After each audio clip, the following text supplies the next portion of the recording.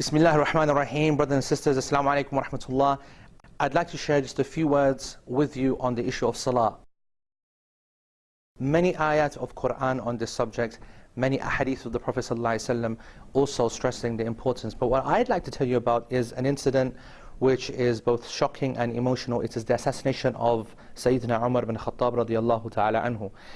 When he was stabbed by Abu Lu'lu in the prayer Salatul Fajr, he was stabbed that many times that his blood was flowing from his wounds. It was a terrible sight. Abu Lu'lu took another 6 odd of the other companions down. It was a very stressful moment in time. Yet Umar bin Khattab had the presence of mind to turn behind and ask Abdurrahman ibn Auf to come forward and actually complete the prayer. And then Abdullah ibn Abbas and a few other of the companions then took him back to his home.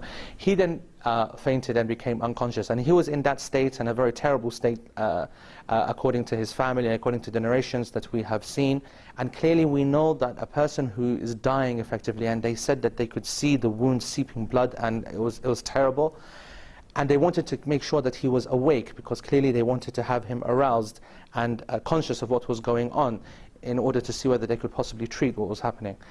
Now Abdullah ibn Abbas and Miswar ibn Makhrama, they came into the room. The people had tried everything. He was completely unresponsive. The family was shouting at him, shaking him, and they said that we can't make him aware.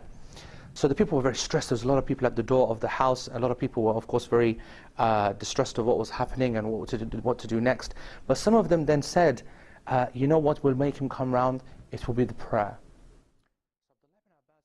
So Abdullah ibn Abbas and Miswar, when they heard this, they went up to Umar bin Khattab and they said to him in his ear, Ya Amir Mu'mineen, as-salah, as-salah. As soon as he heard the word salah, he came round. He said, as-salah, as-salah. In his dying state. Yallah, come on then. وَلَا حَقٌّ, and in another narration, وَلَا حَظٌّ فِي الْإِسْلَامِ لِمَنْ تَرَكَ الصَّلَاةِ. There is no share, there is no Islam for the one who leaves the prayer. A dying man who you would never imagine to be in a state to be thinking about anything, he came to his senses just as he was remembered about the prayer. Brothers and sisters, why do I choose this? When there's so many different issues happening and so many other things that we need to deal with, and Muslims in difficult situations and war and poverty and so on and so forth. But the reason I point this out is that ultimately when we as Muslims identify our weakness in our connection with Allah subhanahu wa ta'ala, the connection that is salah, once we recognize that and we can rectify it and work on it and perfect it, and then we start to understand our identity as slaves of Allah subhanahu wa ta'ala and what we're here to do, to worship Him, then we will be in the right state of mind to take the actions necessary to deal with the problems that we have in the rest of community and society.